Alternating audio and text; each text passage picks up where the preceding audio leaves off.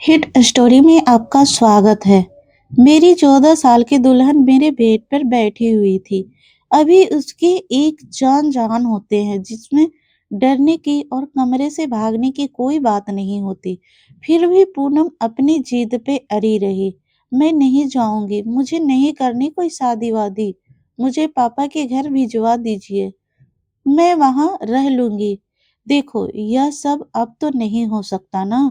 देखो, उस वक्त तो तुम्हें कोई ऐतराज नहीं था। तुमने कहा था ठीक है, तुम्हें शादी करने से कोई ऐतराज नहीं था। वह कहने लगी, मुझे क्या पता था यह होता है। शादी में कुछ नहीं पता, मैं नहीं जाऊंगी। आकाश के कमरे में रमेश भाई अपने कमरे के दरवाजे के पास हाथ बांधे खरे भाभी को घूरे जा रहे थे और वह बार बार नजरें चुराकर पूनम से अपना हाथ छुड़वाने की कोशिश कर रही थी। उसे समझा रही थी, आकाश तुम्हें कुछ नहीं कहेगा, तुम तो अकलमंदी दिखाओ। क्या बचपना है पूनम, देखो इस तरह नहीं होता। लेकिन वह रोने लगी, कहने लगी, नहीं दीदी प्लीज मुझे घर भिजवा दीजिए। उस वक्त मैं अपने कमरे में नहीं था। दरवाजा खुला हुआ था, लेकिन अंदर से ही सारा नजारा दिखाई दे रहा था। बड़ी मुश्किल से भाभी ने उसे समझा बुझाकर मेरे कमरे तक ले आई, लेकिन वह कमरे में नहीं आ रही थी। बाहर सोफे पर बैठी अपनी उंगलियां मोड़ी जा रही थी। वो बहुत घबरा रही थी, जैसे कमरे में आएगी तो उसकी जान निकल जाएगी।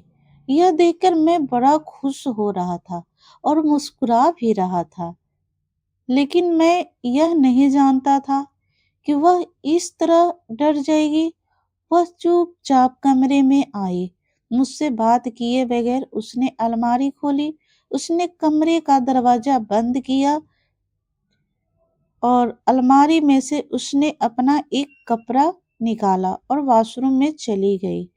मैं उसकी एक एक हरकतें को नोट कर रहा था। वह बाहर आई तो बिल्कुल सादगी में थी। फिर धीरे से अपना तकिया उठाया और चादर उठाकर बाहर जाने लगी। मैंने कहा, तुम कहाँ जा रही हो? कहने लगी, मैं बाहर आंगन में सोऊंगी। ऐसा है? जी हाँ, तुम्हारी इच्छा यही है। यह लाइट बंद कर दो और दरवाजा बंद करके जाना, ठीक है? वह जल्दी से मान गई। यहाँ तक तो सब कुछ ठीक ठाक था। वह मुझसे कुछ भी नहीं कहती।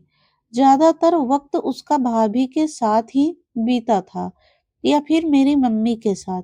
वह उनके साथ बैठी रहती, बातें चीतें करती रहती और ऐसे ही बहुत दिन तक चलता रहा।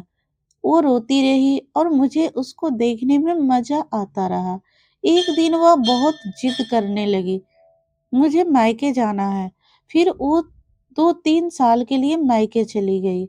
जब वो मायके चली गई, मुझे यहाँ बिल्कुल मन नहीं लग रहा था। उसके साथ रहने का एक आदत सी पड़ गई थी। फिर मैंने फैसला लिया कि अब उसको मैं मायके से ले आता हूँ और प्यार से रखूंगा। जब उसे परेशान नहीं करूंगा, फिर वह भी मुझे धीरे धीरे समझने लगेगी और फिर हम दोनों एक दूसरे के साथ हंसते खेलते जिंदगी बिताने लग गए। तो दोस्तों, कहानी अच्छी लगी हो तो वीडियो को लाइक कर देना। ये हमारा वीडियो का दूसरा भाग था और चैनल को सब्सक्राइब भी कर देना। फिर मिलते हैं एक नई कहानी के साथ।